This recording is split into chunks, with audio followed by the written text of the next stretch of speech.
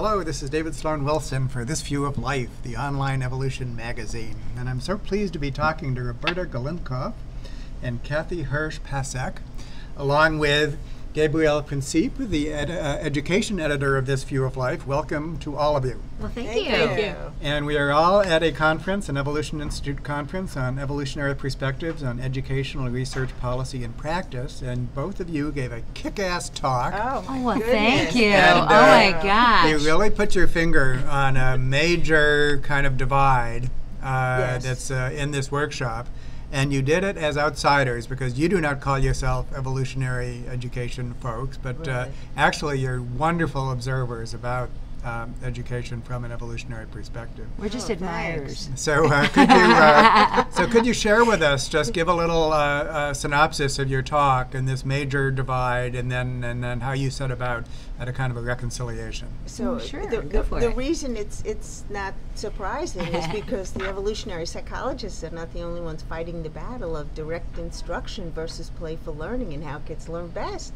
It's been like the Capulets versus the Exactly, Montagues. For so forever. many years they've been battling. And, Yeah. should we go with just playful discovery, or do we really need to teach kids You mean the something? larger educational community? Oh, absolutely. yeah, Right, yeah. Yeah, this Yeah. fight has been going on, and many of us think that the people who believe in playful learning are losing because Well, let's back up a little bit Okay. and articulate what you call the Peter Gray camp and the Dave David Geary camp yeah. among the evolutionists, and then we'll map that on to this larger dispute that's existed. Well, it seems like Peter Gray really holds on to a hunter-gatherer kind of model, where if we just give the kids some time and space to play and explore in their environment, they can evolve to discover anything, whether that's something like how a tool works, or whether it's formal reading and formal math skills. On the other hand, and in the other corner, David Geary is suggesting that you really do need to have much more focused learning if you're going to learn higher order constructs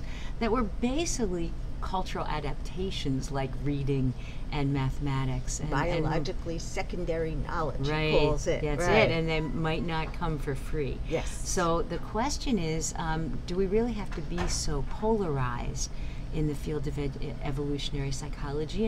And we think not. We think that there's an interesting middle ground that captures the motivation for learning, the joy in learning that would come from play hunter-gatherer, and at the same time would help focus children on these second-order principles. Great. So now what is the larger controversy now? There's the two evolutionary camps, but Yeah, now you're saying yeah. that in the larger education community, there's a controversy that's like this that's been going on a long, long time. Sure. And that controversy is? So under No Child Left Behind, which was well motivated, I'm giving George Bush that. It was well motivated because he said that there was this large achievement gap that was going on forever and that we needed to address it. The problem was in the implementation. So the way it got implemented for poor children who were the ones suffering from this gap is that we put in tons of tests and we began to engage in drill and kill and to take away children's agency in the classroom and even to remove Even teachers, recess. and even teachers' Even agencies. teachers, because Yeah. if they're not on, literally we have heard this, if I am not reading from the same page that I need to be on as the rest of my colleagues, I can get called down on this. So we've heard of teachers who literally have left the field, teachers who are forced to ignore children's facial expressions that indicate that they don't understand because that we're they're deeply bored. into scripted learning. And if, Now in some yes. sense, we have people saying that direct instruction works. So In some sense. So it's always a bit of a mix. But what we've done is we've gone totally overboard. And as Superintendent of Baltimore said once, we have kids sitting on rugs all over America, passively listening to teachers talk. We don't think that's the best way to create citizens for democracy. Well, we also know that it doesn't capitalize on how children learn. That's the Children key. are not passive learners.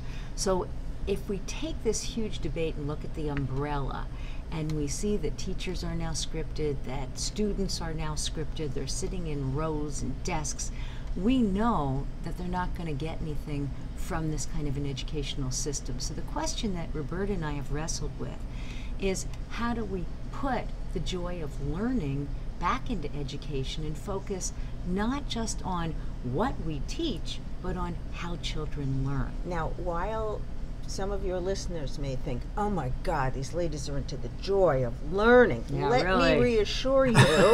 Let me reassure By no you. means. We right, wouldn't want that. We wouldn't want them to be happy. That we are scientists, and we have data that show us that when we engage in direct instruction, children are less able to take what they have learned and apply it to new circumstances.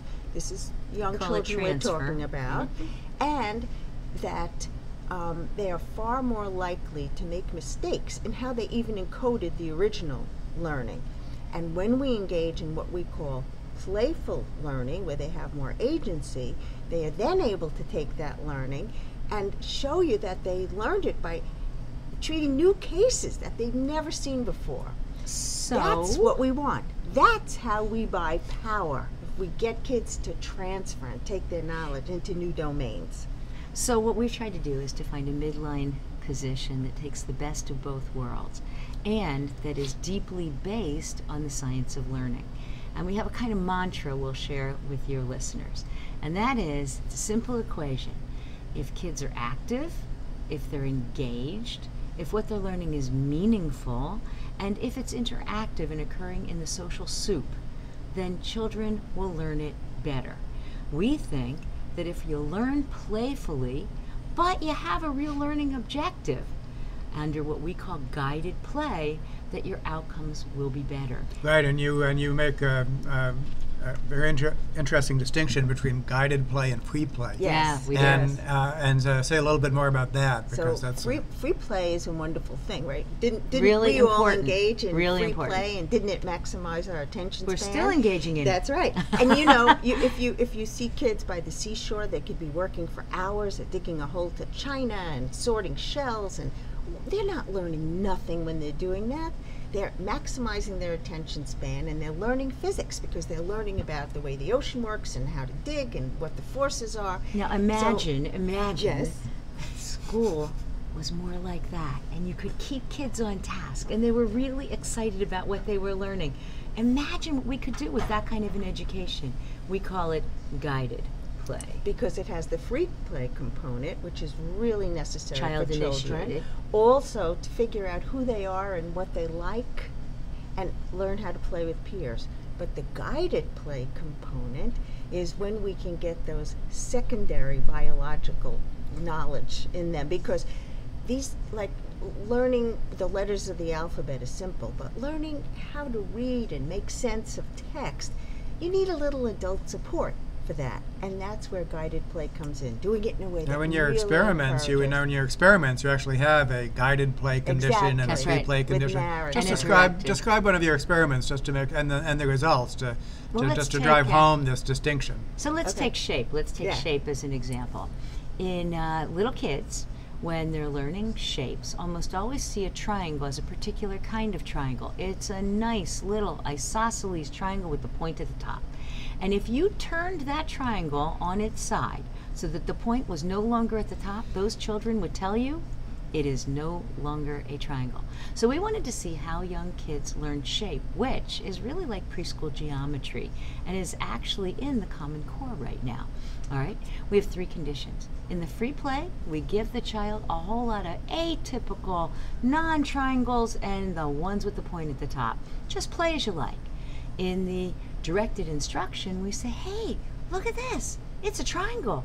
It has 3 angles and it has 3 sides. And we model counting it for them, but the knowledge that they gain from that condition is incredibly superficial. Then we have the guided play condition, and in the guided play condition, we say, hey, what do you notice about this? Wow, look at that. This triangle and this triangle, they have some stuff that's the same. And the kids start to generate answers, and we become not a director, but a coach. Right. And when we coach and support the child-initiated play, we find that the children learn much better. And later, when they have to feed Lilu the puppet the real triangles, they're actually better at not just giving the good ones with that point at the top, but even the atypical ones that are hanging around on their side. Whereas the kids who got the direct instruction if you ask them, is this a triangle, we'll start to count the corners, and they'll go 1, 2, 3, 4, 5, 6, 7, 8. It's hysterical. It's like they got the idea that counting matters because you have to see if it has 3 corners, but they never got the concept really. So they just continue counting till they run out of numbers. So how are all these findings you're talking about consistent with evolutionary ideas? You know, we're sitting here at the table. On one side, there's a few evolutionary scientists, on the other side, developmental scientists, but the ideas and hypotheses that we're, you know, frothing about in our heads are very similar. So what similarities are there between evolutionary ideas and the things that are coming out of your labs and that you're advocating for? Let's go back to Gray versus Geary. And when we go back to Gray versus Geary, we see that really the studies that we're doing that are comparing the free play against the directed instruction and the guided play are playing out in a laboratory exactly what the evolutionary psychologists have been talking about. So, in other words, when we were in a time in evolution, before we had books in schools, the hunter-gatherer era, think about how kids learned. They learned from other kids. They learned because they were engaged and they wanted to learn. They learned because they were active. And they learned because they wanted to accomplish something, because it was meaningful to them. This is what we're suggesting needs to be reinstated, and that it will better match the way in which human children actually learn and learned in the past. Well, so how wonderful to have the evolutionary hypothesis stated by self-described outsiders. Thank you so much. That was a wonderful You bet. Thank you. interview. Bye-bye. That was